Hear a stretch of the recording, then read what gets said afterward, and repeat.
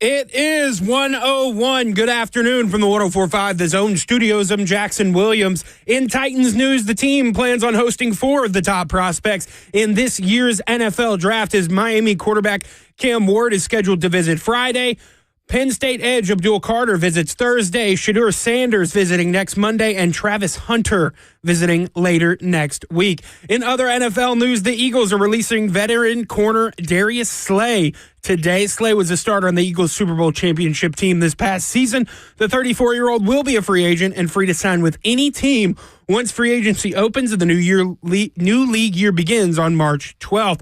To college hoops, the AP poll is out, and Tennessee has moved up one spot from number 5 to number 4 after a buzzer-beating 79-76 win over the Alabama Crimson Tide this past Saturday. For our foundation repair and waterproofing needs, you need to visit USSTN.com. Breaking news at once on your home for the Titans and Vols. This is 104.5 The Zone.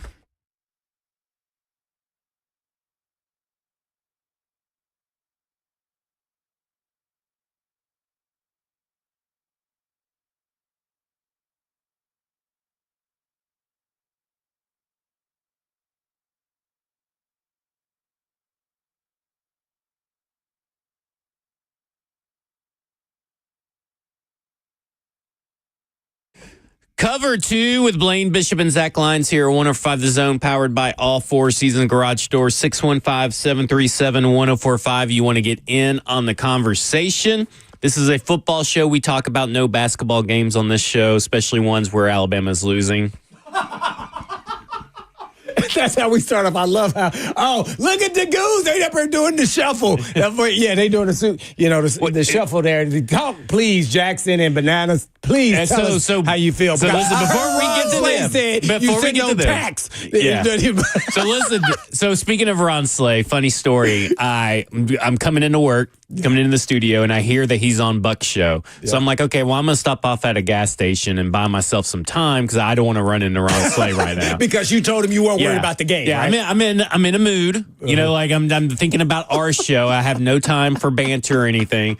And so I go to a gas station, pick me up some gas station chicken wings, pick me up some beef jerky, a bottle of water, big long line. I'm like, yeah, this is great. I know Ron waited for you, didn't he? Well, as soon as I pull up, here he is coming out of the building to come talk some crap. And it was all in good fun and everything. Of course, but like I just am, so I'm watching that. So I'm telling him the story of how I'm watching the ending. We're running a little bit behind. We're supposed to be going to meet another couple at a hibachi place. So went ahead and put the game on my phone, and I'm watching it as I'm getting ready. I'm peeing before we leave the house. And Lauren goes, what are you watching? I said, I'm watching the Alabama UT game. It's almost over. Don't worry. Mm-hmm. And Alabama's got the ball. They're coming up with their plays. You hear the announcer say, Nate Oates has 2 timeouts. So if there's something that he doesn't like, he sees something he doesn't like, he's going to, call a timeout. And between me peeing, walking down the stairs, Alabama's lost the game. Ziegler gets the ball to Meshack. Meshack's going to take it. 2 seconds. Meshack, 1 second. Launches the three-point shot. Good! At the buzzer. Meshack wins it for Tennessee. So they get the violation. And Nate Oates decides not to call the timeout. And I ask, Ron Slay's like, why didn't Nate Oates call a timeout? He had 2. He goes, I don't know, but sure am glad they didn't. Isn't it always amazing? Great coaches make a mistake like that. Yeah, I mean, that is, and especially a guy like Nate Oates who he's all into that X's and O's stuff. And like he's still in a big moment like that makes one of the mistakes where you're just like, what is going on? Watch this, but I'm gonna flip it around, guys. Rick Barnes almost made a mistake because he was trying to call timeout and didn't get it done, right? Rick Barnes was giving this official the business until the shot went in.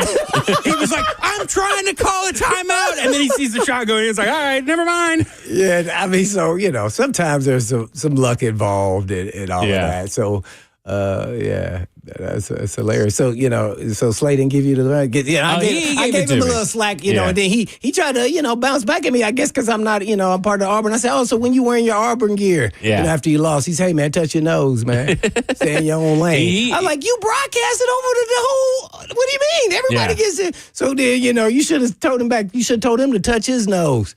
Stay in your lane, man. Yeah. We're going to see where it all ends at in Alabama. It's because you tall, man. The taller they are, the harder they fall. All that matters is the NCAA tournament at this point.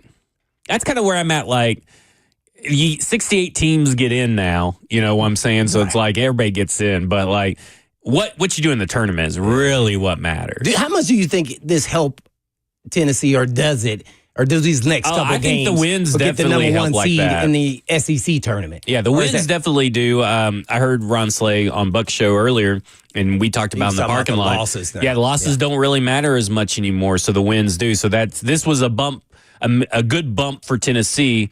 Really won't affect too much in the big scheme of things, Alabama, if that makes sense. But what about the number one seed in the SEC tournament? So the SEC tournament, Tennessee will not be the number one seed. Auburn, with an Alabama loss, locked up the SEC regular season champion. Right. So they will be the one seed. Okay. Tennessee has a chance to earn their first one seed in the NCAA tournament in program history. That's what was huge about this win over Alabama on Saturday. Gotcha. Yeah. Good clarification there. Good job, Jackson. Yeah. They won't be. Well, I know they have 2 games left, but they can't get the SEC. No, that's already been locked up by Auburn. So I meant within the double bye. I believe they're still in play for a double bye. I will look right now. Okay, that's kind of how I was viewing them. I know I've said number one seed, but I was talking about the double bye, where that is an advantage once you get into the SEC tournament, which we'll be covering. Next week? If the season ended today, Tennessee would have a double bye as the 4 seed. Okay, got you. There you go.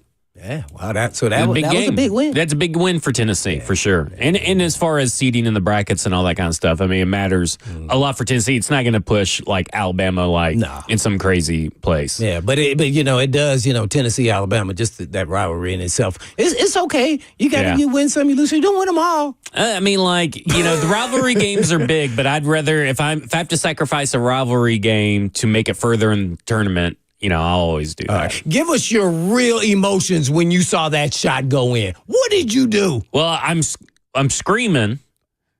Obviously I'm peeing, but I'm also screaming at the same time. Wait, look like that pee might have went somewhere. I don't know. I'm screaming. Why didn't you call a timeout? What is wrong with you? Oh. And all that kind of stuff. So it was not. Then I walked downstairs after the game was actually over, and I walked downstairs. I'm just like. I used the drive to the hibachi grill to just kind of cool down. He realized it was always the Vols.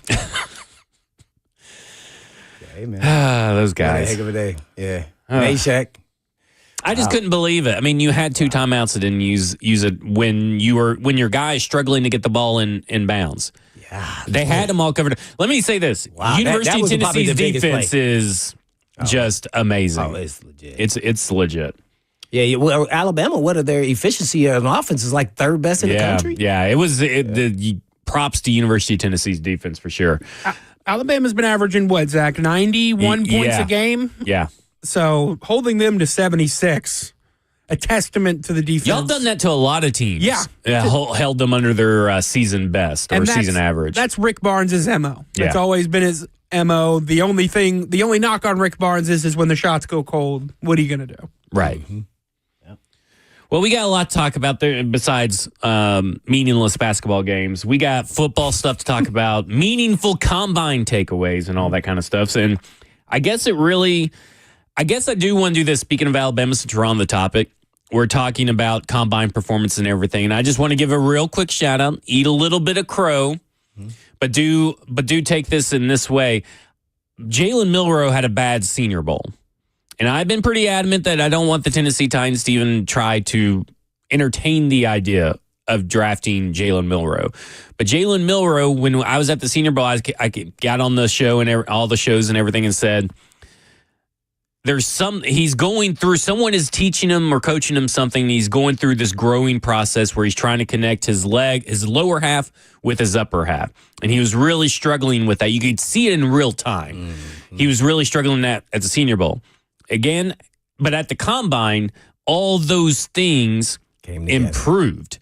And you started seeing the work that he's put it in with Jordan Palmer, who Will Levis has gone back to. He's legit. Because Will Levis worked with him before the draft to get ready for the draft, and that's who Jalen Milroe's worked with. And Carson Palmer's brother. Yeah, Carson Palmer's brother, and Will Levis has gone back to him to work with him this year as well in the offseason. But you can see the improvement from what you saw in college to what you saw at the Senior Bowl, to what you saw at the Combine. And that bodes well for one thing, maybe not his NFL success, but it speaks to his coachability, which I always felt was there for Jalen Milroe, but he's also able to put it into practice. So I just do want to say I'm a little bit more open to the idea if the Titans were to pick up an extra second in a trade back. I wouldn't be so mad at Jalen Milroe. If that's the guy, that's the Jalen Milroe you get, the guy that could take stuff and put it on the field and progress. Yeah, at that time, that's exactly what I said because of, when you go through the personal training, you're trying to, as an athlete, not be robotic. So he was learning something new, so he looked robotic. He was thinking about it. And if it doesn't come natural and you're doing it on your own without thinking about it as an athlete, that can detour everything, especially when you're talking about the quarterback, which is all built on your mechanics and your legs and everything else. So I thought that's what was going on. I said it at the time with just a guess, really, because he's too good of an athlete to look like that. Right. So now for him to come back, now he's showing he's putting it all together. Now it's becoming a natural thing. Takes a little bit of minute. Sometimes some guys don't ever get it when they're trying to change something. Yeah, I mean, as an athlete, you're a creature of habit. And one time, sometimes you have to change some things. You just never really connect all the way. And some of it's buy-in, but some of it is you can't do it. You can't get your body to do it. So you result back to who you are because that's where you're comfortable at, especially in game moments, especially if something goes wrong that first time, whatever position it is. And then you say, okay, I'm going to just go back to what I know. So that's positive. So, yeah, I think he's, athletically, he's off the charts. So for now, if he throws accurately, consistently, man, this guy, he may end up being that third quarter. He may end up being the Bo Nix of this draft. We don't know, but the sky's the limit when you're talking about athletically. And if he gets anything about throwing the football and accuracy on the intermediate routes and all across the board, he could be something special. And that's the thing. Team Leader 2010 says that's your Bama fan show, and I was like, I've been the biggest critic of Jalen Milroe throughout this whole process. Been honest. Yeah, I've been honest about him, and I think someone else put it here. Brinkerhead Snake says in the F&M Bank channel, Twitch, Twitter, YouTube, Facebook Live, Milroe is like if everyone was being honest about Anthony Richardson, an athlete learning how to play quarterback.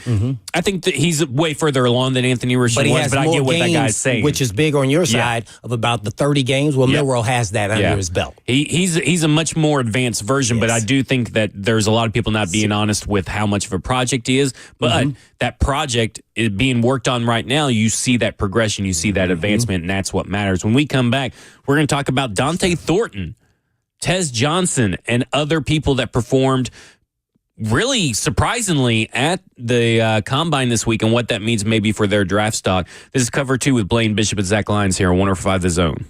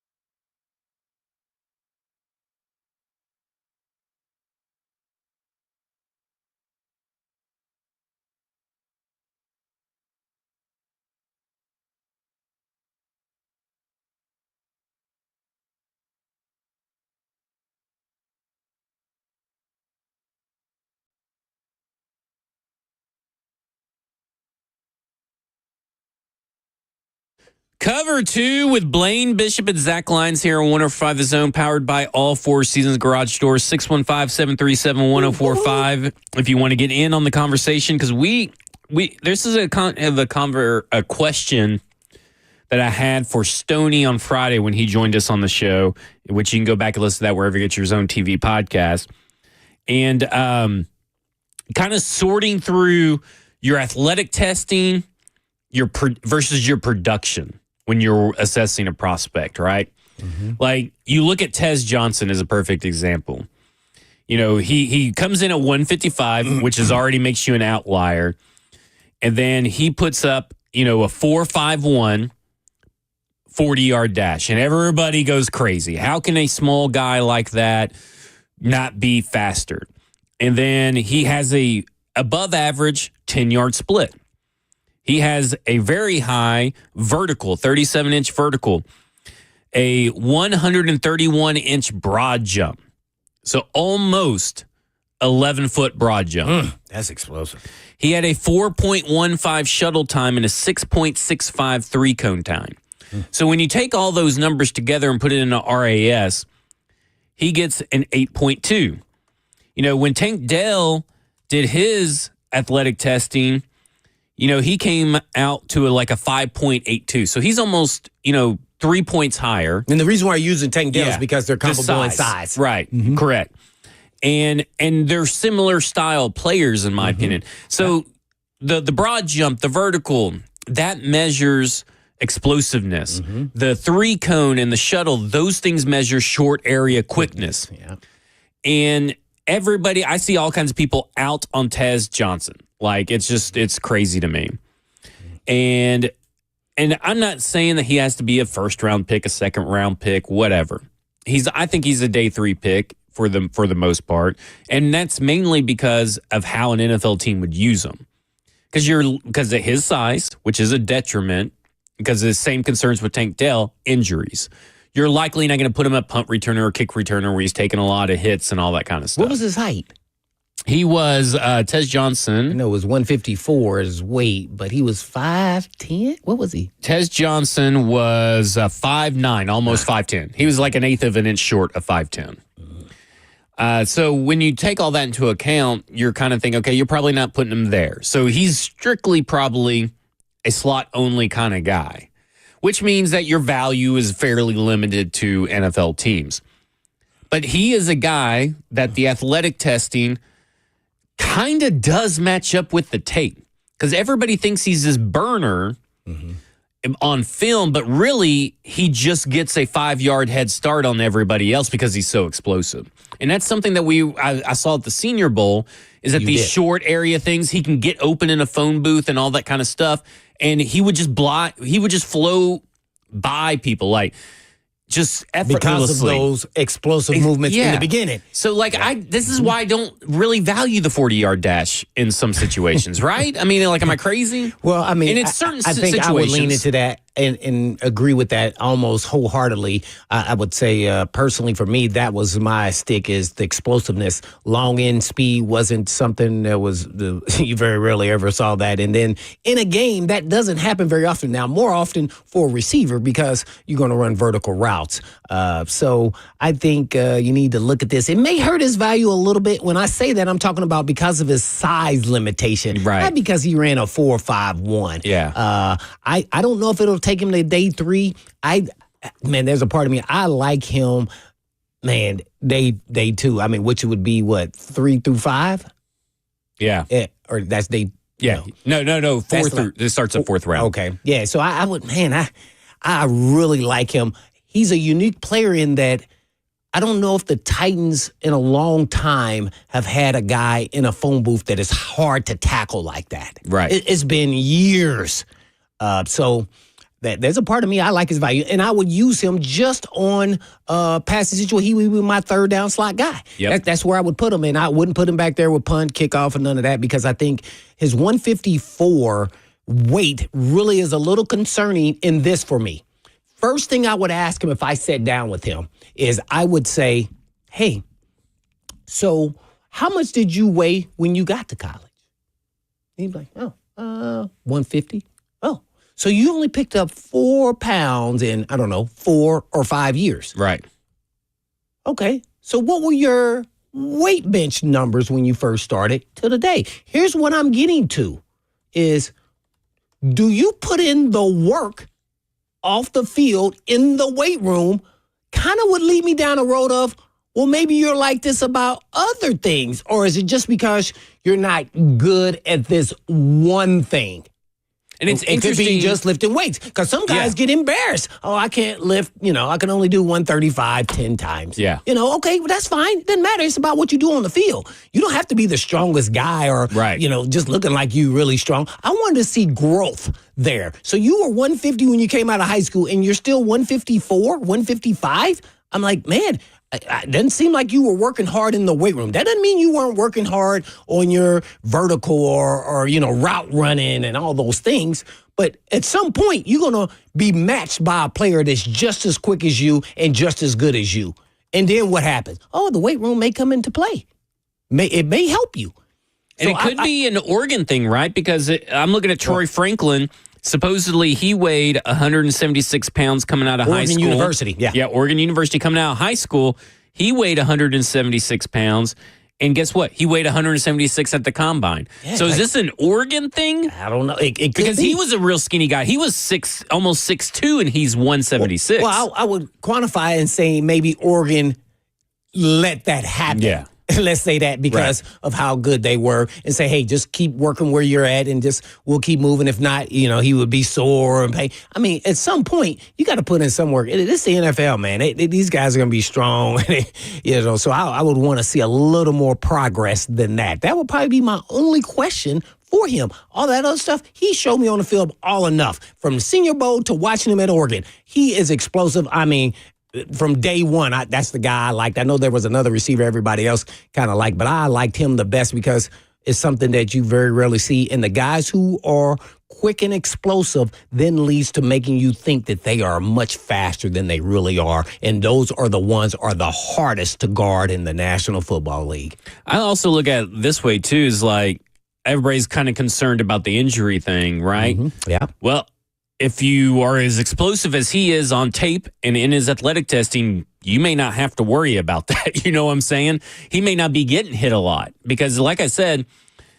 a lot of these guys, a lot of what I see from him is that by the time that the ball's coming his way, he was open 5 seconds ago.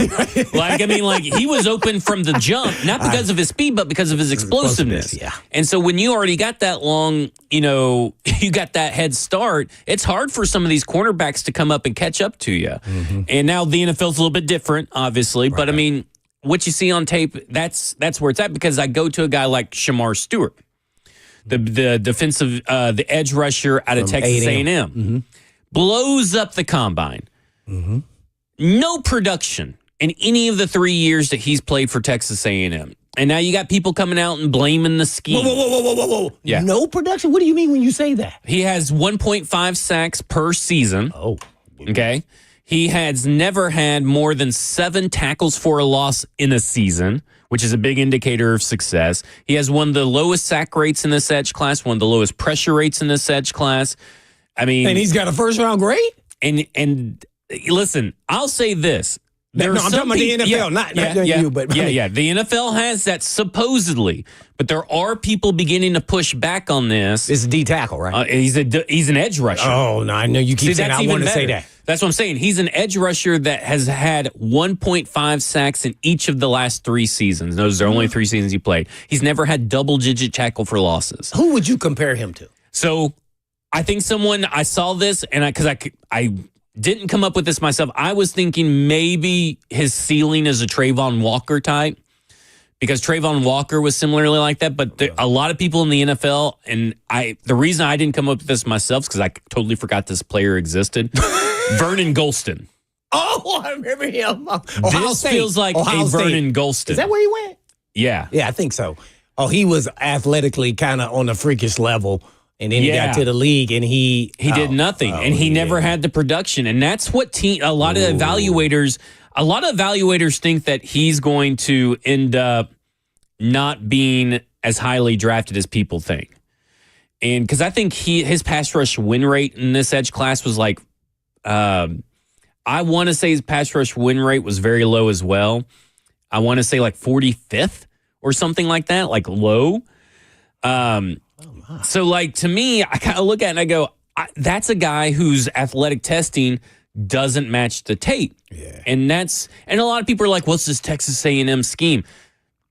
We're saying this Texas A&M scheme like Mike Elko's not going to know how to use an edge rusher. Right. Like, what are we talking about? I don't get that as an excuse. Yeah, 1.5 sacks is 1.5 sacks. And what it turns out to be, what I've seen a lot of people say is that you look at it and it's like he can't finish.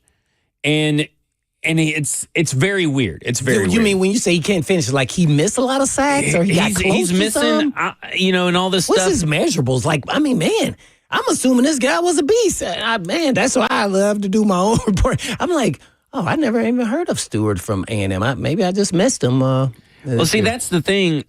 He's gotten a lot of size.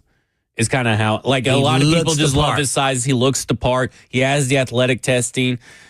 But the tape isn't there.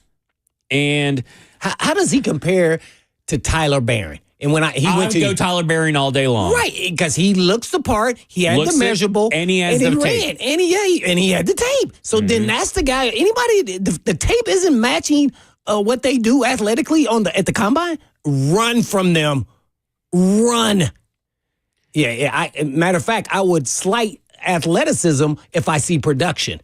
Not the other way around. Right. But that's what happens with the guys that go, because they say, guess what? The coaches say, but I can teach him. I can make him give forth that effort. I can teach him how to close. I can do all these things. That's what happened. But I can't teach this athleticism. This guy, this freaking nature guy runs a 4.5 and 40-inch vertical. But I can get him. We'll be fine. I like him. So sack rate for their final year, Shamar Stewart, 0.6%. Tyler Barron, 4%. Yeah. One of the highest in the class. I thought Tyler Barron, I watched that day religiously on that day, that first day on Thursday, and I thought he showed really well. I was pleasantly surprised that he did that well. He almost got in the 4.5 range in the 40. Yeah. He ran 4.61. I was like, 6'5", 260. I mean, I just, I look at it and I think I got to go with production, right? I mean, I've seen a lot of people say this, that like I would rather have the elite athlete with no production than the guy with production and average athleticism. See, I don't agree with that. I don't either. Now, I don't think the NFL. I think some NFL evaluators do think that, but I think the majority of successful NFL teams don't view it that way. Yeah. They're looking for both. Yeah. And if they have to choose one or the other, I think they're going to choose production. Because here's what it'll tell you. If you see a phenomenal athlete, some freak of nature, let's just use the freak, and say he has hardly any production in college, I would run from that guy. That shows you that he doesn't have drive. Why? It's almost impossible for you not to have production. Right. It is insane. So, yeah, how does his number? He's not even close. What did Pierce's numbers look like now? Who ran fast? Oh, my gosh. 4.47? Pierce was rolling. Him, Thornton. I mean, there was some guys that was just like, whoa. That must be a fast track there at Indianapolis now. Yeah.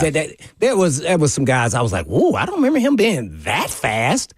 So it was some impressive guys, guys who were tied locally here in some form or fashion that I was really kind of paying attention to. So, yeah, man, dang. Okay, so here's some, you bring up James Pierce. Yeah, what was this? So, now I'm not talking about his combine performance. So, we've been talking about these rumors that are around James Pierce, off-field issues, off-field concerns.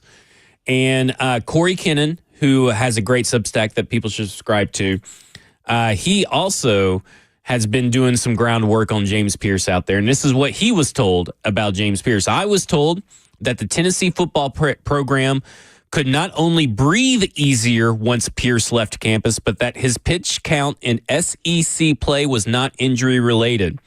Pierce was seen as undeniably uncoachable and as a player with 1 foot out the door already this season, giving his coaches little incentive to put him on the field full time. Pending the Mike Green reports that have flooded the media over the past month, I was told by one scout that Pierce Jr. is seen as the player with the worst character report of any player in this draft class. Another scout, though, told me that they think the environment and people around him in Tennessee are the main issues, and they think he could become a pro when he enters an NFL building. So, it'll be interesting to see. There's some people that think that Pierce is going to fall pretty hard into the second round.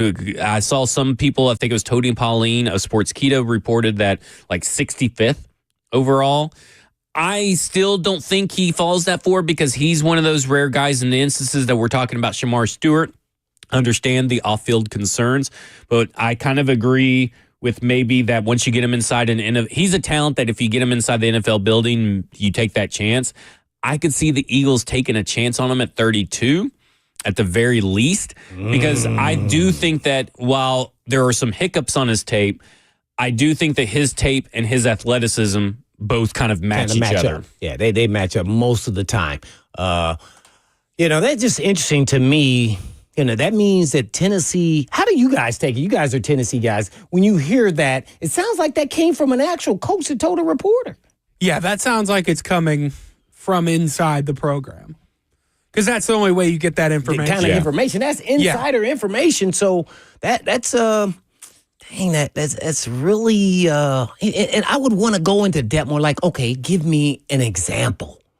When he was uncoachable. At defensive end, it's either go get the quarterback or do your responsibilities, and what else is there to do? I mean, so how hard was it? So that means he was just really just doing his own thing? I never saw that. Now, did he live up to expectation? That some of that's his fault, I'm sure. Some of that's Tennessee saying he was a Heisman Trophy candidate or whatever, first pick of the draft or what have you. And athletically, he has it. So, and then eventually we start seeing signs of his greatness. We start seeing him as the season went along. Him playing a little bit more because it was odd that they were rotating him, and then all of a sudden they take him out of what was that team they played from the MAC or whatever it was, Jackson?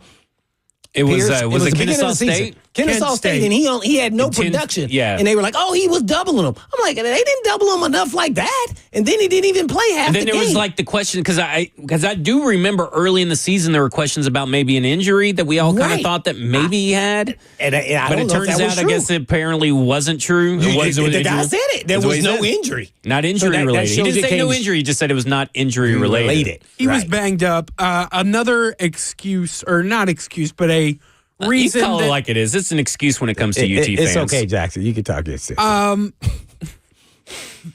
I heard that teams were getting the ball out too fast as a scheme thing to try to neutralize James Pierce. True. You could see it against the weaker teams, but in SEC play, that was not the case.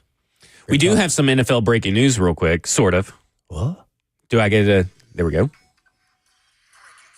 LeBron James is now converting and going to play the NFL. Ian Rappaport reports that the Bengals have, in fact, franchise tagged wide receiver T. Higgins. Personal note, no surprise to no one. A second time per T. Higgins himself, apparently. No surprises since he's not in the business of letting good players walk away, which is false. They'll hope to do a long-term deal after the more than $26 million tag. Obviously, the franchise tag deadline is tomorrow, Tuesday, 3 p.m. Central Standard Time. So who are we looking to see who gets tagged? The last big domino to fall in terms of franchise tagged players would be Sam Darnold. So that is something that we'll be talking about later on in the show, about all eyes being on Minnesota. But when we come back, I want to talk about and give some props to Dante Thornton, since we're speaking of Tennessee and the Combine, University of Tennessee and the Combine. When we come back, this is Cover 2 with Blaine Bishop and Zach Lyons here on 105 The Zone.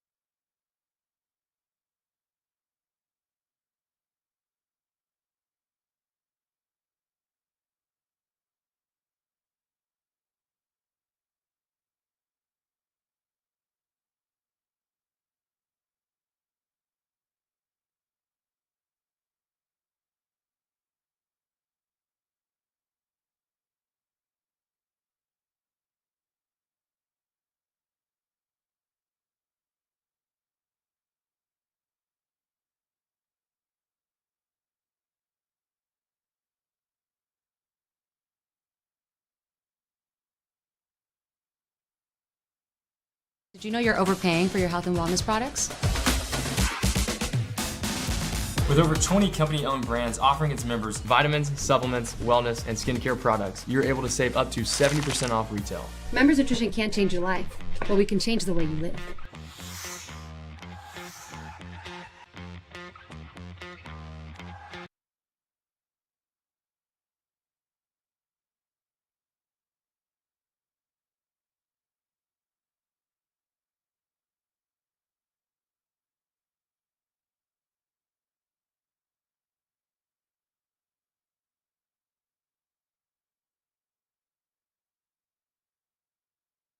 Cover 2 with Blaine Bishop and Zach Lyons here on 105 The Zone, powered by all Four Season Garage Doors. 615-737-1045 is the number. We've been talking about Shamar Stewart just a little bit, and I do want to get to Dante Thornton real quick, but just some more Shamar Stewart. Out of 118 players with 462 pass rush snaps, 50% of those snaps. 70th in pass rush grade. 35th in pass rush productivity, 43rd in pass rush win rate, only 1.5 sacks, 6 tackles for losses, tied for 27th in total pressures, 13th highest missed tackle rate, and 103rd in defensive stops. That is Shamar Stewart. But, man, he sure can run fast, Blaine. and to be honest, this is what Tony Pauline reported about Shamar Stewart, what he's hearing. He's the guy that had mentioned that evaluators told him Vernon Golston is the guy to comp him to. Stewart is a straight line athlete who cannot change direction. Some told me his inability to bend off the edge resulted in a lot of missed sacks and lost opportunities when he beat opposing offensive tackles time and time again. So he's just a guy that maybe he's a guy that you can coach up. But we have seen these kinds of guys without some baseline of productivity, just even by average standards, just flame out, even if they're super athletic. So what is his body type? Would you say his measurements were again? When I say body type, like, is he real muscular? He's very muscular. Like, when you're looking at him, he looks like your prototypical edge rusher. So he looks like Myles Garrett. Yeah. Ooh. I'm trying to comp to somebody, not saying he's that ability, but and is flexible and bendable like that. But I was just trying to get a better feel because if I'm going to he's 6'5", 267. Yeah, not bad. He's got a 34 arms, 79-inch wingspan. So he has a smaller wingspan than what most of these guys here. That's that's below average for the most part by about 2 inches compared to his compatriots. But like, I kind of look at it and I go, he just looks it, if that makes sense to me. He's very big, tall, muscular. He's not, I don't think he's overly skinny. And I don't think he's overly broad, if that makes sense. Well, he just kind of looks like about what I was about to say. Yeah. I was about to just say, maybe he needs to just say, okay, and not having that motorcycle lean. I know you didn't say it like that, but he's not flexible and can't close. These are all things that happen when you're, a pass rusher and get right there and you can't finish them for whatever reason. Yeah. So this could be length issue. Well, I'm not going to use that as an excuse because once you get close to somebody, you close the deal. Right. I don't care if your arms are long or not. And when I say that, I'm thinking maybe he needs to work on his flexibility. How about some yoga? There you go. Get some flexibility in those hamstrings. All you got to do is find some hot chick at the yoga class, and then all of a sudden you'll be like, okay, I need to do that. Now, I'm saying this from experience now. I was a stiff-built guy, and then I started doing yoga my rookie year, and all of a sudden, all kind of things opened up for me, let alone my hips, my flexibility, how I could change directions at a split of a hat if somebody changed and bend my body a way that I've never bent before. So that's what I'm saying. That's why I want to watch him, see if it's really he's just a stiff-looking player that has the tools. He just, not closing the deal. Or is it he really is not that dude? Yeah, I would say probably you could say that about him. Like, he's stiff. Okay. And listen, I know there's a clip of him, bowling over Josh Connerly at the Senior Bowl. He was that guy that, pushed right through him. Oh, right. And all that kind of stuff. It went viral. And that's all great and good. Right. But where is that on game days? And we don't see anything like that on tape. That's what I'm saying. Not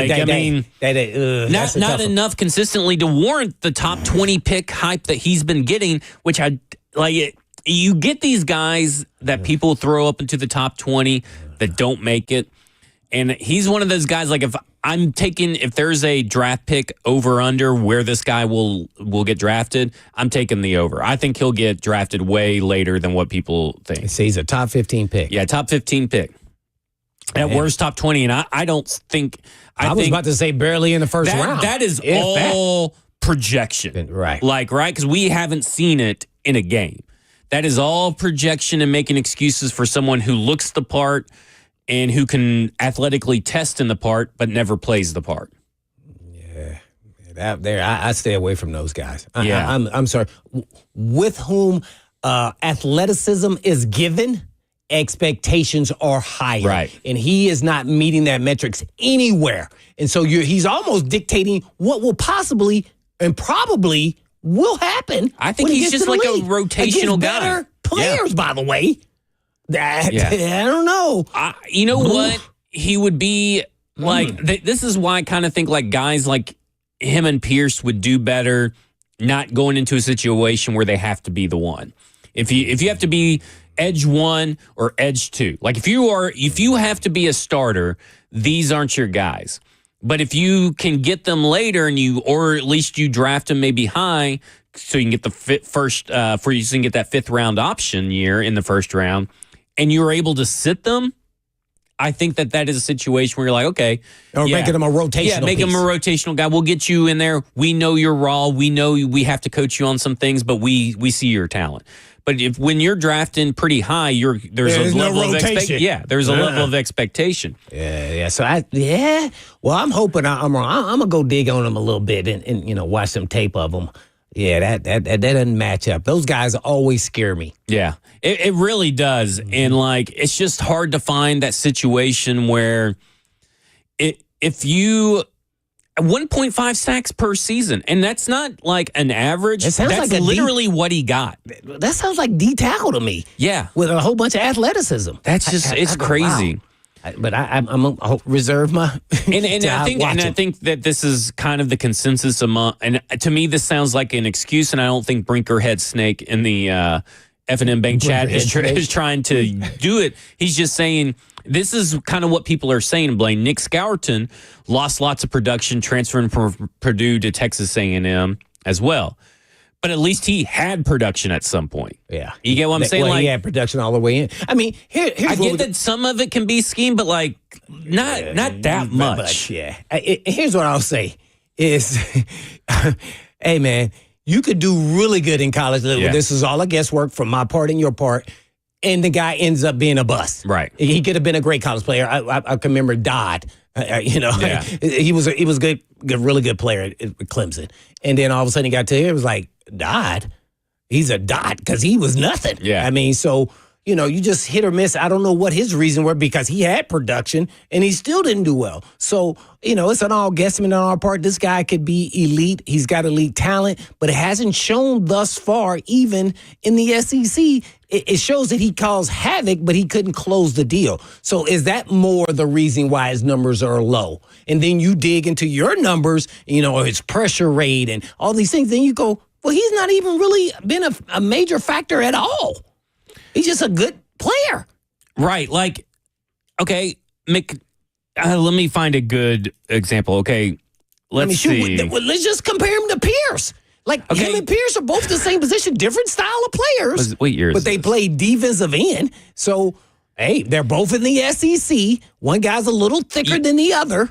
You play against Auburn, right? You have 30 pass rush snaps. So you played 53 snaps total, 30 pass rush snaps. You have one total pressure, and that's 1 sack. I mean, Auburn is nothing. I mean, like, we're talking about a 1.5 sack guy, right? Like, I mean, that's it.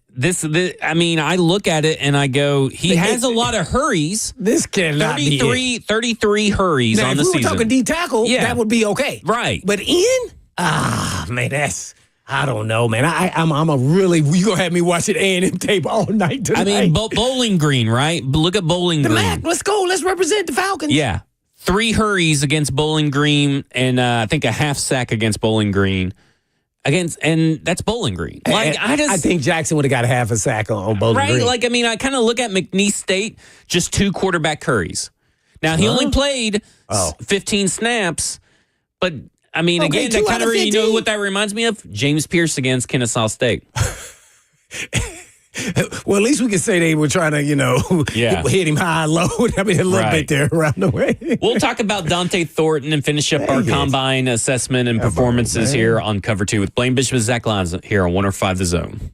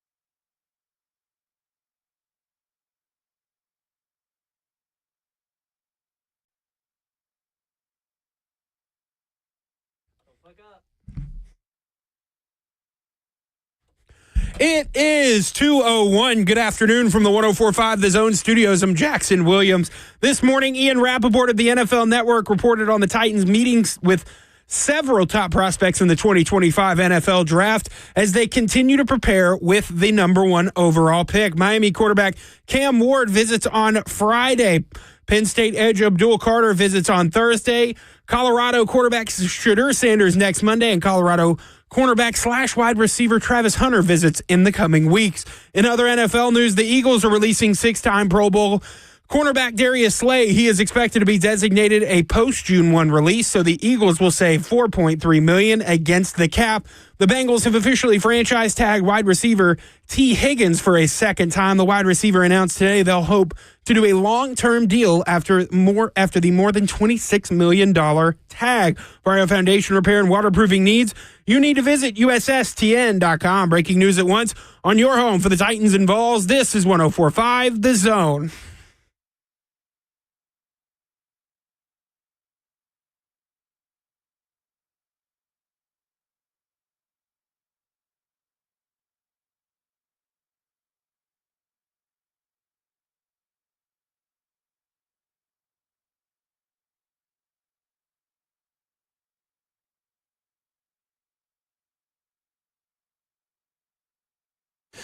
Cover 2 with Blaine Bishop and Zach Lyons here on 105 The Zone, powered by All Four Seasons Garage Doors. 615-737-1045 is the number.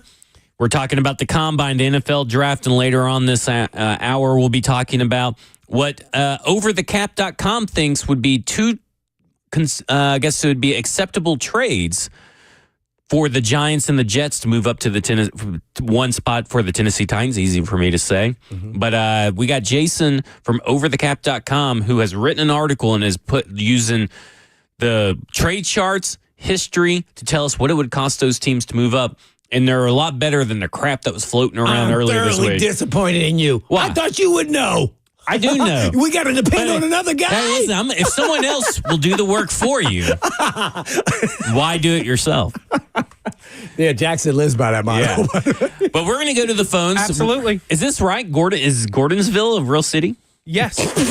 I've never heard of Gordonsville. I've really had to put in my L. I've seen it driving. I can't remember where I was, but I saw it. All right. We're going to go to Jansen in allegedly a place called Gordonsville. Jansen, where is Gordonsville? It's about 50 miles east of Nashville. Okay, I don't go east very often, so that's probably why I haven't heard it. We're the 2012 football champions. There you go. Football. There you go. 1A. All right. Jansen, what you got about the NFL draft? Depending on what the Titans do in free agency, I think that they need to trade back and pick up Tyler Warren, tight end for Penn State. He'll help you positional-wise on the offense and help you on the offensive line.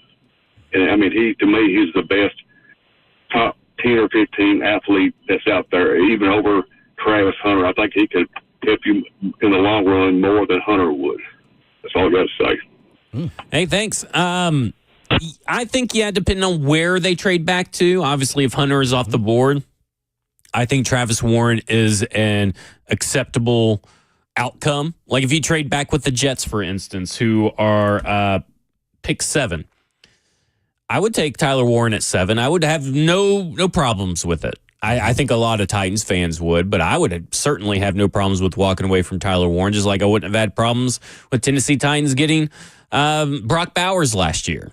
I think Tyler Warren is that kind of player for an NFL team.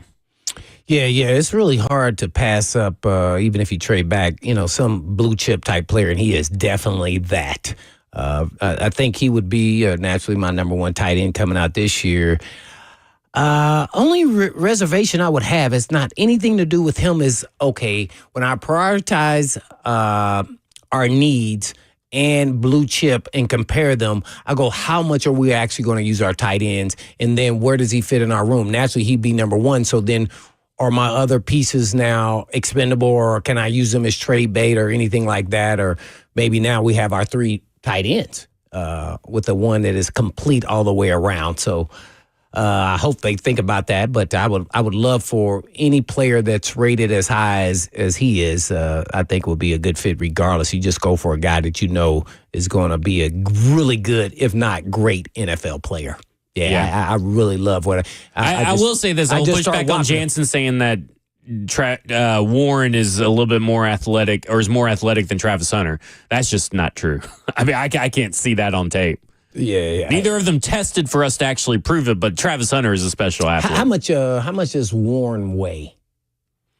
Give me 1 second. I love Warren versatility. I don't know how much people have watched Penn State, but have a couple really good friends that graduate there from years ago, and they watch Penn State. So I watched them, and he was 256 pounds, right? And he's 6'5". Yeah, he's legit. He played quarterback. Sometimes they would direct snap to him. They would run speed reverses, as well as he was a great route runner and had size and athleticism. So there was no part of his game that I did not like. He's going to be a really special, really good tight end in the National, but if not great. So I think you get a home run hit right there. As far as athleticism, it's always hard to equate what a skilled guy like Hunter to, Warren in that he's more of a thicker guy. It's always tougher for a guy that's thicker. So, his athleticism may measure up, but how much will he actually impact the offense is a whole nother story. And the comfort zone for a quarterback is always going to be the tight end more so than the outside guy, at least if you're a young quarterback. Yeah. And that's probably where we'll be. I don't know. Maybe we'll have a veteran quarterback, and then maybe the outside guys are much more impactful. I just want players to impact the team immediately when you're talking about that high of a pick. And that's a guy that does. Yeah. And that's what I was saying, because he plays to me like a position that is underappreciated in the NFL. And I get it, because most first round offensive prospects that are tied in don't really pan out very often. They have a low hit rate, but I do think that Tyler Warren is just a little bit different than most of those guys. A lot of people, could maybe look at him and say, maybe he's more Eric Ebron, but I think I look at him and I go, this guy is on another level. Yeah. I mean, you look at it, and what he's been able to do and all the different ways he's been able to do it, because, last year he wasn't as involved in the offense as he probably should have been. Mm-hmm. But this year, when they got him involved and got him playing and all that kind of stuff, got him the routes, targeted him, his production went up because they got a better quarterback too, right? Like Drew Aller became a better quarterback than what they had last year, which I can't even remember who they had last year, to be honest with you. It may have been Drew Aller last year. So as a young, but I look at it and I go, this dude is legit. Like, the tape is the tape. Like Brock Bowers. And the reason I bring up Brock Bowers, not to say that Tyler Warren is generational. I said last week that Brock Bowers was generational when everybody called Kyle Pitts generational. Like, Brock Bowers was still a freshman when Kyle Pitts got drafted, and Brock Bowers was the best tight end in the SEC at the time and all that kind of stuff. But what I'm saying is, as far as positional value and impact on a team, I think Tyler Warren can bring that same impact this year like Brock Bowers brought to the Raiders. Again, not saying that Tyler Warren is a generational prospect, just talking about the value a tight end can bring to a team in year one. I think Tyler Warren is that guy. Is there any spot that is too high to take a blue chip tight end? I think that's where I come with the conflict. And depending on how you run your offense, how much do you use that? I'm not talking about just the tight end. I'm talking about in general, because that'd be a wasted pick if you don't hardly use your tight ends. If you have a whole bunch of skilled receivers that you get the ball, they're bigger playmakers, then some people say, well, we add him and it makes it even better. Yeah.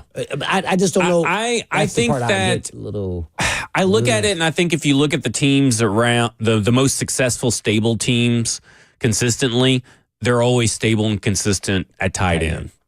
And again, that's not to say like tight end is like the most important position in football. That just happens to be one of the positions where you look at. It's not a coincidence. Right. Yeah, Dallas Goedert, George Kittle, TJ Hawkinson, Kelsey, Mark Andrews. I mean, look at all those guys. And I'm sure I'm missing some throughout that list. Sam Laporta, Dalton Kincaid, and Dawson Knox for the Bills.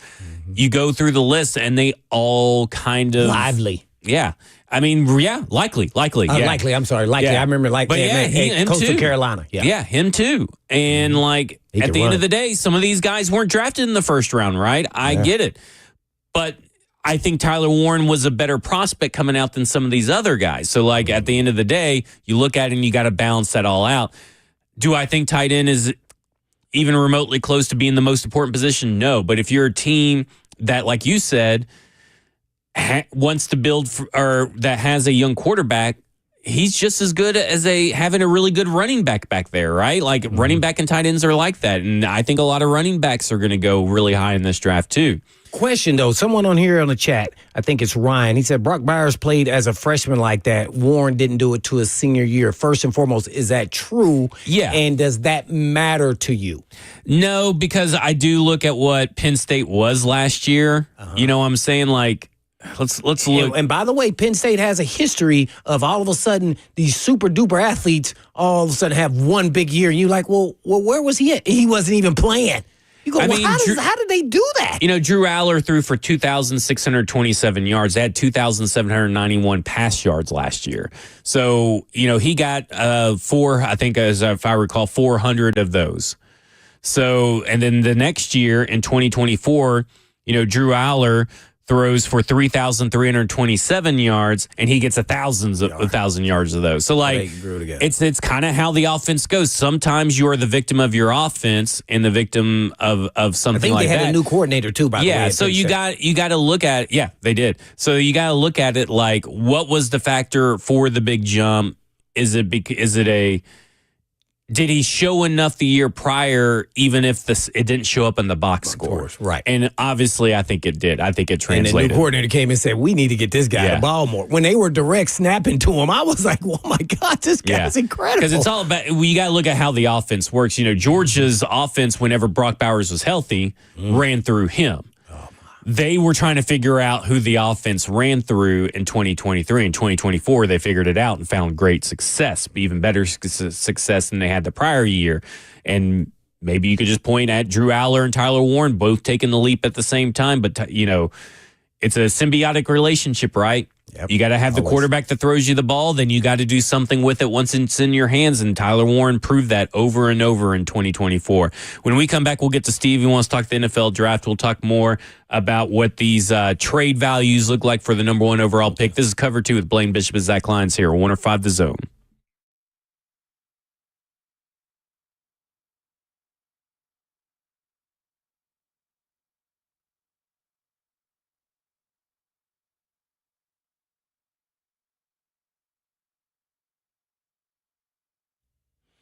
As an athlete myself, I know how frustrating nagging pain or injuries can be to my performance. So if you have a nagging pain or injury that's been keeping you from fully enjoying your favorite sports or activities, and now for me it's like golf, tennis, now is the time to finally take care of it since it's springtime. And it's a beautiful day, and it's time to make this happen. And Edge Peptide and Hormone Therapy have multiple regenerative treatment options for treating, healing, and recovering from your injuries or pain. And Edge has everything from PRP treatments to stem cell therapy. Edge focuses on your body's natural ability to heal, and the ultimate goal is to always avoid surgery if possible. Get to reduce joint pain and inflammation, promote tissue repair, and even improve mobility and function. And all you have to do is just give them a call at 615-724-1878. That's 724-1878, or you can go online to check them out at edgepeptide.com. Yes, that's edgepeptide.com.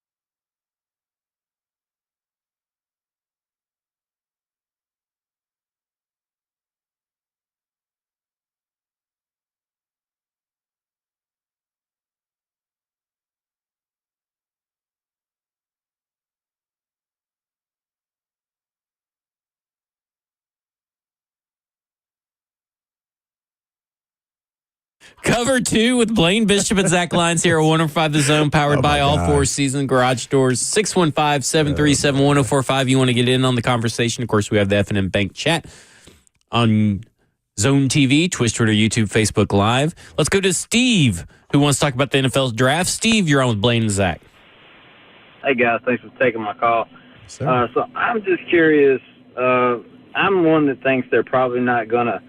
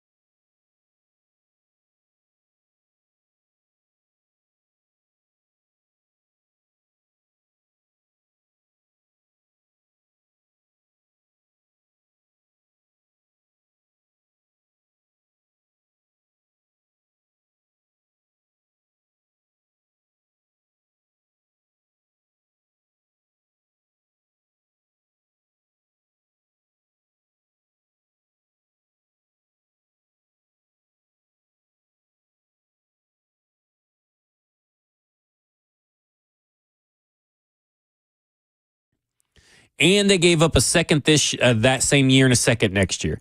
DJ Moore is practically a first-round value. So they basically gave up 3 firsts to go from 9. So to me, that's what I'm talking about right there is like you have to get a future first-round pick if you're moving out, unless you're getting an even bigger haul of picks from this year's draft. But yes, you should be able to get a first-round pick next year. And depending on how those seasons go, it may end up being a high first-round pick. You may have 2 high first-round picks if the Titans end up stinking as well. So at this point in time, those are hauls that those are almost, you can't pass up hauls to me. So when you look at these 2 offers, you think potentially with the Giants and the Jets, with the 3rd and the 7th, which one looks just better on the surface?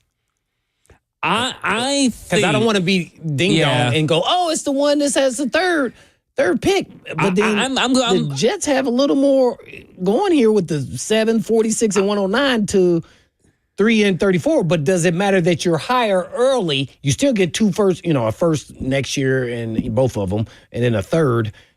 So it's hard. It's hard. I think the Giants are better, but I'm with you. Yeah. So here's how I look at it, Blaine. you got the 3rd overall pick. You could still maybe trade out of that pick. Yes. Okay, so first off, you could still trade back. Or you can get Abdul Carter or Travis Hunter or Shadur Sanders, one of those guys that you may have as your other in your top 4. Because they're meeting with all those guys, right? So those are, in their mind, the Tennessee Titans is telling us that these are the only 4 guys worth the 1st overall pick in their mind. Okay, so those 4 guys. They're one of those guys, if not technically 2 of those guys, will be there at 3rd overall. Then you have the 34th pick, which is a back-to-back pick with your 35th pick. That is also trade back opportunities. Maybe you stick at 34 and trade back at 35. Maybe because, listen, 2nd round quarterbacks, right? There's going to be people who want a Jackson Dart. There's going to be people who maybe want Jalen Milroe and maybe are willing to trade up with you. And then you still have one of the top 3 picks in that round, but then you gain more picks because you traded back. So that is where I look at that. Because you go to 7 and 42, you're not necessarily can't do those things. And yes, you're picking up an extra 4th round, so that gives you 3 4th round picks. But I would rather have the value of players if I have to stick and pick at 3 and 34 rather than 7 and 42. Yeah, makes a lot of sense, though. Yeah, and then you still get some picks. And by the way, you talking about trade back. How about this? You also get a home run, and I'll consider it a home run if you trade up to get a player you know fits your scheme system and you know you love. Right. There is no doubt. It's okay, too. Yeah. With an extra pick that you have in a round. Exactly. So I look at it and I go, I would be all about these. These, to me, are no-brainer trades. It's almost like, you know, how you say if a player falls to you that you didn't expect, you say you got to run to the podium. These are running the podium trade offers. So they do this Giants one here with the 3rd pick. You're taking Travis Hunter. I am.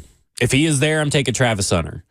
I just, and again, in my mind, I'm not saying that they will, because in my mind, I view him as a wide receiver. And I think after It's a 50-50 coin toss. Me and you agree, but he's going to be good at both. Right. I mean, whatever one he chooses. But for the Titans, I just want to see him on. You got to get him the ball. You got to. A defensive back, guess what? He can neutralize the side of the field. Right. We don't even know if he'll get to that level in the beginning.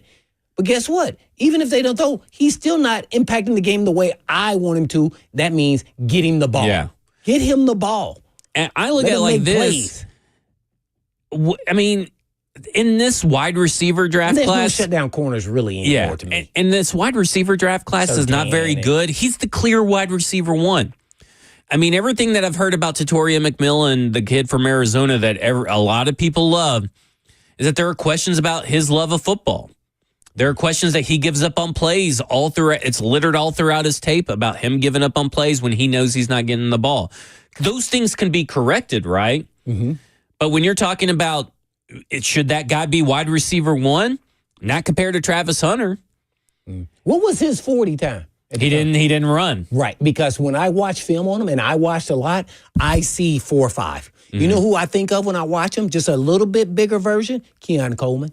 Yeah. Mm-hmm. He reminds me of Drake London. Mm-hmm. I mean, he really does. Now, listen, Drake London is an all right player. Yeah, but solid. He wasn't the best wide receiver in that draft class, and he got drafted but he wasn't. No. And I will maintain that to this day, that I don't think that T-Mac is from Arizona to Tet McMillan. Mm-hmm. I look at it and I'm looking at Travis Hunter. He's the wide receiver 1 or he's the cornerback 1. So he's the best player. If he's there, you should take him. Yeah. And listen, if they decide they wanted to draft Abdul Carter, I ain't going to get mad over it. I mean, to me, that's a win-win scenario for everybody. Would this be a win-win to you, Zach Lyons, if they then traded down more from the 3rd pick? Depends on how far they trade down and what the haul is, but I think I would be fine. So you're getting away from a blue chipper. Yeah. You're getting a good player, but not a blue chipper. So let's look at it like this. You trade down to 3. Let's say that the Browns decide not to draft a quarterback. They take Abdul Carter because they're going to get rid of Myles Garrett or something. Okay, so let's say Cam Ward's off the board, Myles Garrett's off the board, and Abdul Carter's off the board, and it's Hunter and Shadur.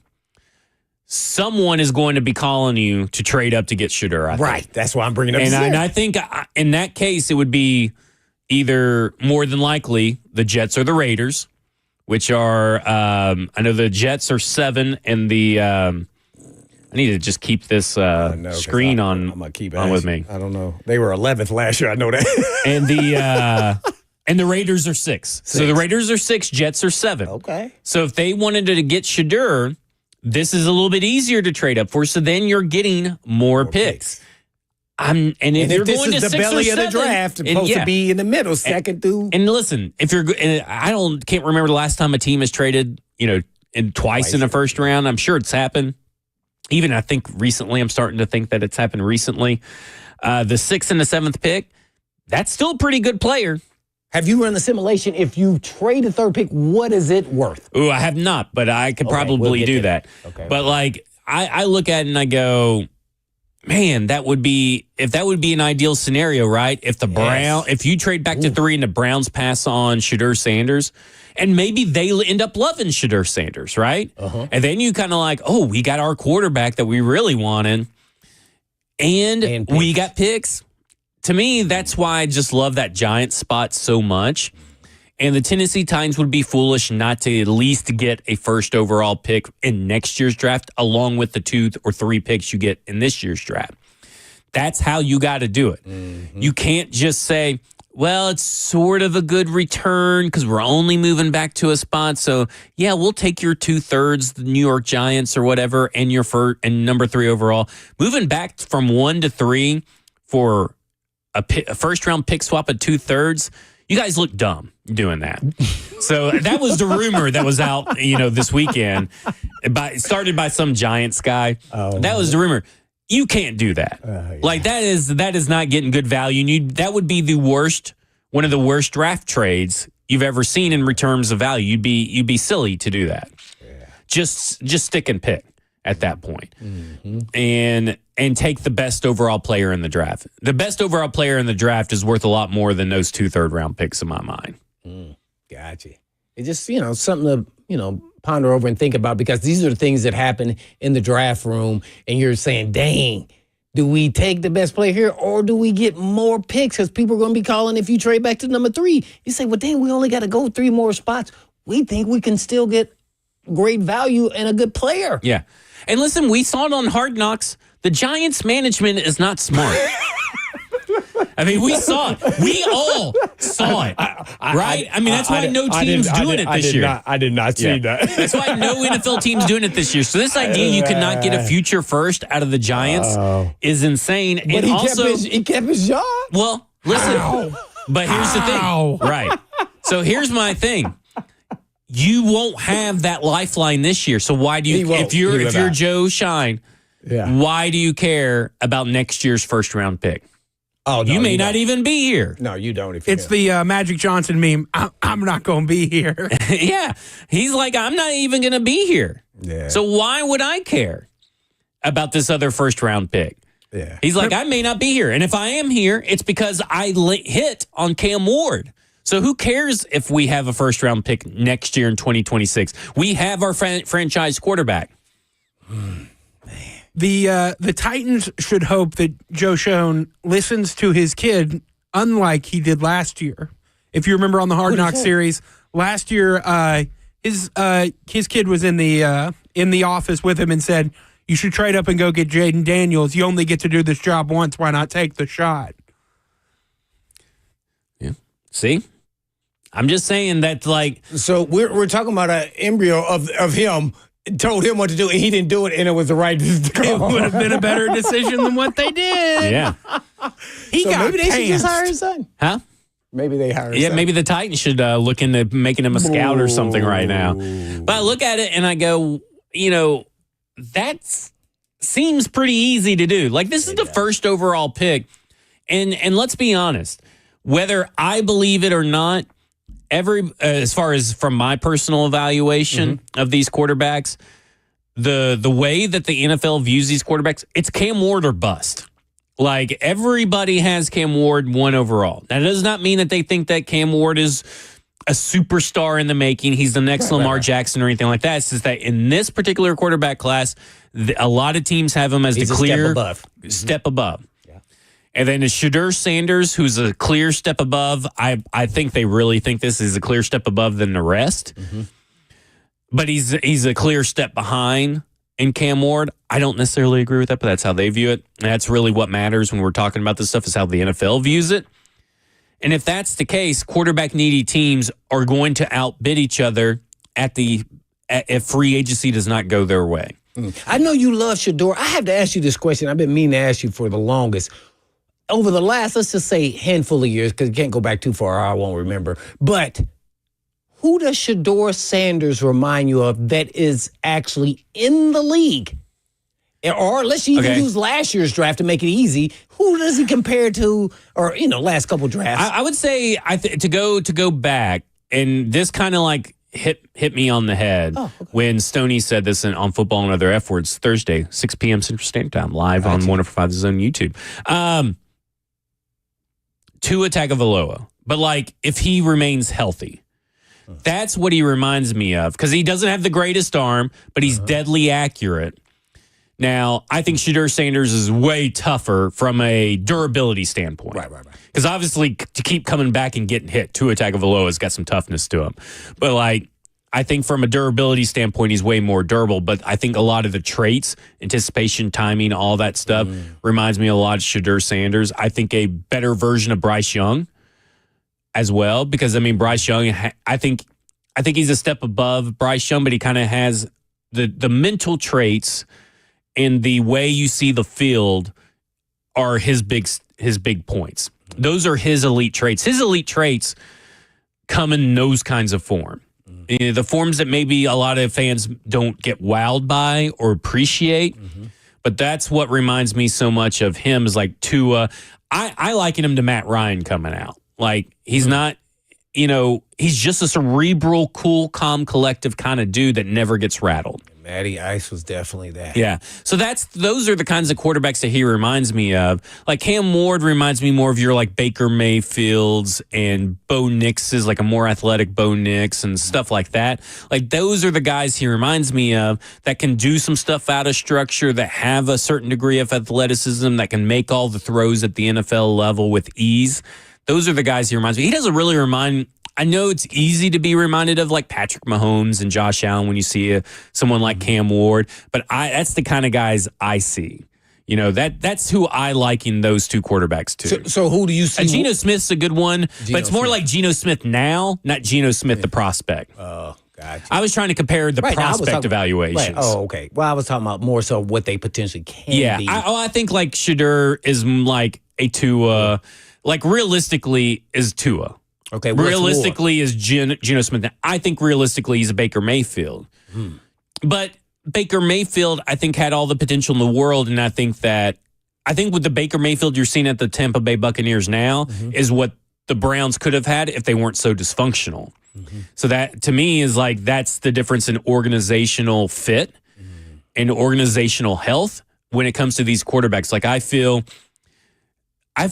the Tampa Bay Buccaneers could win a Super Bowl with Baker Mayfield. And I think that is what you're ultimately looking for, are these quarterbacks you can win the Super Bowl with, and that's these quarterbacks. I think those are these quarterbacks, Shedeur Sanders and Cam Ward, that if they are drafted to a healthy, good, functional organization, that they're going to be something special.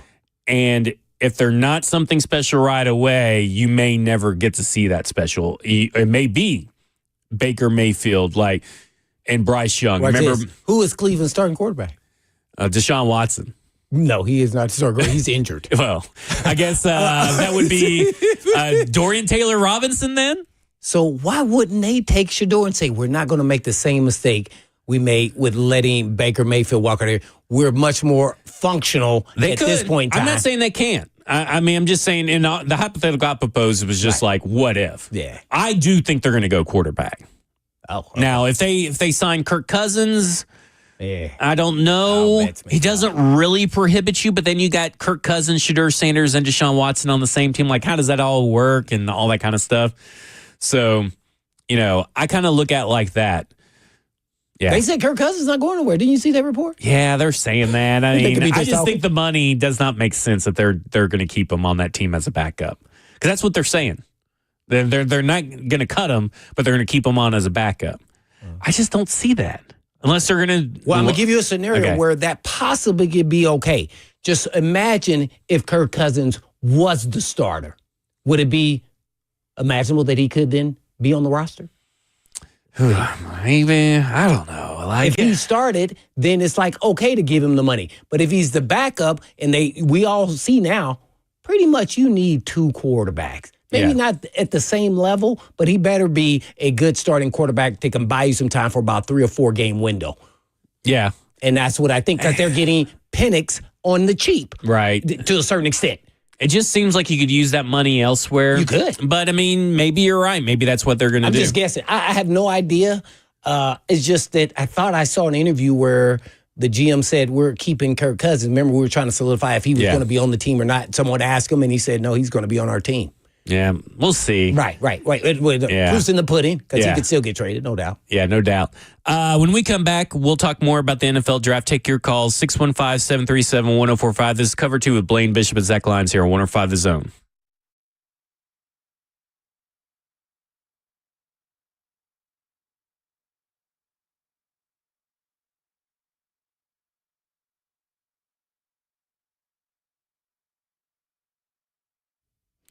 Did you know Eurofix has a very different business philosophy? They staff all their locations with more staff than the average auto repair shop, just so they can be ready for any emergency that pops up out of nowhere. So have you ever noticed how hard it is to get a right now appointment for your vehicle repair? Some dealers can be more than 2 weeks out just to get a freaking appointment, but not Eurofix. Eurofix has been offering quality repairs that beat the dealer without the dealer pricing since 1999.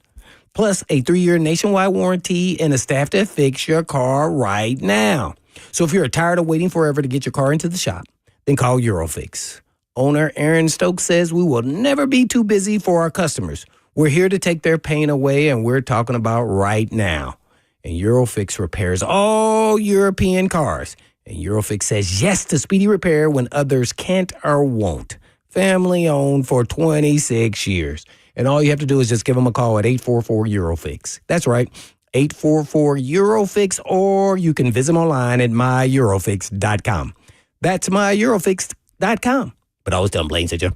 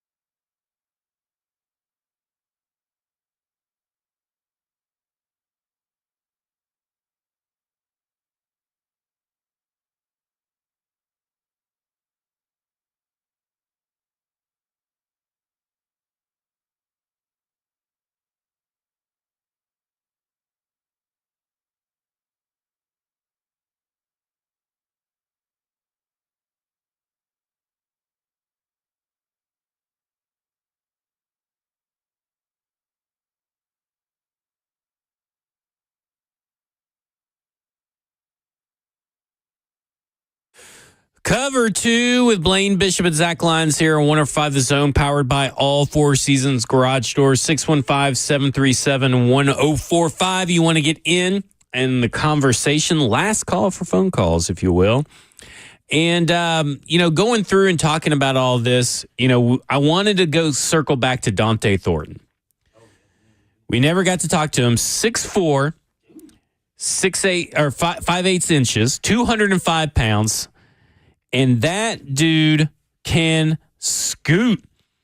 He ran a 4.3 with a 1.51 10-yard split and had a 126-inch broad jump. I mean, that guy ended up posting a 9.83 out of 10 RAS score, and that is the second highest in the class. I mean, that guy was incredible at the combine. And I think that is a dude that the film is a little wonky, I guess is a good way to put it, because it just seemed like nobody was on the same page in the passing game, because we've talked about the passing game struggles and all that kind of stuff. It seemed like the wide receivers weren't on the same page. There wasn't a lot of trust in either the passing game itself in some games. But when you start breaking it down and looking at some of the, advanced metrics, I mean, a contested catch percentage of 75%, but only 11.8% contested target rate. So he's getting open, but when he's not open, he's making catches because of his size and his frame. A guy like that, 10.7 yards after catch per reception because of all the long, bombs that he was able to catch and run with, ran away from people because of his speed. 16.5 average depth of target, so he's targeted deep. Like, I look at it and I go, this is a guy that I think made himself a lot of money. And when this is one of those players, right? You see this combine performance and it makes you go, okay, what did I miss? Well, what was he rated going into it? I think like a 5th or 6th round pick going into it. So he might have bounced to 3rd. Yeah. Third, and maybe even 2nd on somebody's board. I mean, guys, what do you think, watching Thornton pretty much, I mean, man, did he help himself as far as moving up from 5th, 6th round to maybe even 3rd, maybe bottom of the 2nd? Probably not bottom of the 2nd. Okay. I don't know. How many 6'5", 4'3" guys are there in this world? Right. I mean, that's so actually, is this right? Yeah. Thornton wasn't even was the 340th overall big board player. So that means he's had an undraftable grade before this. Wow. It's hard for me to see him go anywhere but day 3, but somebody is going to take a chance on a guy day 3 with that combination of elite size and speed. Because that's what the profile is. Remember, when I see that, though, do you feel like he should have had more production? I know he had some injuries, but... Yeah, his first season at Tennessee ended early because of injury. He didn't play in the Citrus Bowl against Iowa. He got hurt against Missouri, making a touchdown catch. And it was a slow burn for him.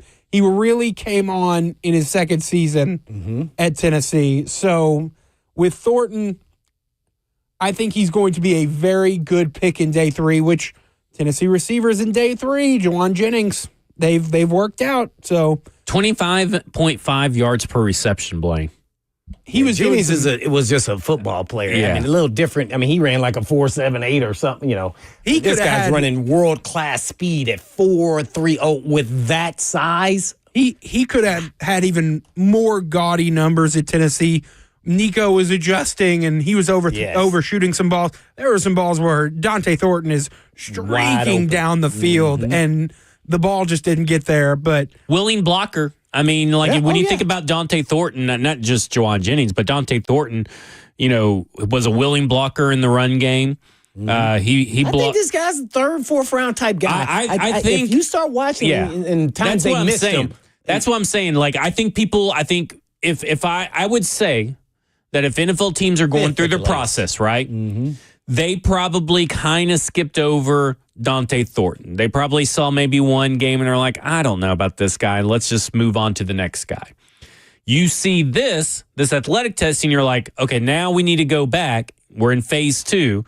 We need to go back. We need to watch more of Dante Thornton because we obviously either discounted him too much or we didn't pay attention to what we needed to pay attention to. Let's find some more games. Well, he kept beating people deep. That was pretty obvious. And maybe he's one of those players that everybody else has not been paying attention to, but the NFL, he's already on the NFL team's radars, and we just don't know it. Mm-hmm. Like he could be one of those players that someone announces at some point, and everybody's like, "That high?" Right, exactly. And because we're not in the rooms, but I could see this instance where 6'4", 6'5", 430. Oh, plays on the outside, and this speed.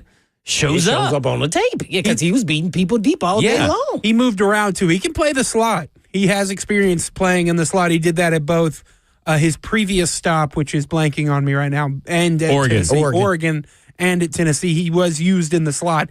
He has versatility, and he has elite athletic testing. Yeah, I would say he can do slot. I think that's where Tennessee did him a disservice because not very often are 6'5" guys in the slot, and he did not show production as well as he should have. And I think it was because of numbers, and they were trying to play their best players. And when he transferred in, then when they put him on the outside, all of a sudden the light bulb went off, and then boom, he started impacting games outside of the times he was injured. So I thought he was an outside guy. Very often they name me a 6'5" slot guy. Right. It doesn't happen. Well, I look at it like this, it kind of he doesn't look like DK Metcalf, really. And I see someone in the chat kind of like a DK Metcalf. Like he's not built like that. Like DK Metcalf, but he is that big, tall, athletic guy that can go up and get the ball and be a deep threat. Now, can he do everything else? Yeah. Like, that's what you kind of want to see. What does he do in the short and intermediate areas and all that kind of stuff? Yeah. But here's the thing. You know how Jalen, Hendon Hooker, Jalen Hurts, not Jalen Hurts, Jalen Hyatt, Cedric Tillman, those guys kind of got dinged for the hypo offensive system. I think he's getting dinged for the hypo offensive system, but not because of that scheme itself, but because of the usage and how that scheme worked this year. It did not work up to the standards of previous years. And I do wonder if maybe he's getting dinged because of that. But I do think that there is something to this guy on tape that if I'm an NFL team and I saw all of this too, the athleticism, and it shows up on tape, 1 + 1 = 2. I think there's something here with this guy. What about Brew? Real quick before we go, Brew McCoy. Didn't do anything this. He's not fast. No, he looks like a tight end. Maybe late round, maybe undrafted, which is a shocker because he was a 5-star guy, right? Yeah, Brew came from USC as a former 5-star, really solid player for Tennessee. He's just he's not very fast. He's not going to test well athletically. No. He's a tight end. He's a tight end. Did you say that about Jawan Jennings when he came out? No, I did not actually. Okay. I like Jawan Jennings. Well, I would say he's faster than Jennings as far as time, but in game, Jawan Jennings' game speed is different. He's a good, translation of what running a 4.7 translates to the league. When he gets in the league, he's running away from people. There we go. Game speed. Hey, Brew did get caught a fair amount. Yeah, he did. 3 HL's up next. This is Cover 2 with Blaine Bishop and Zach Lyons here on 104.5 The Zone. And in the meantime. And in between time. Peace.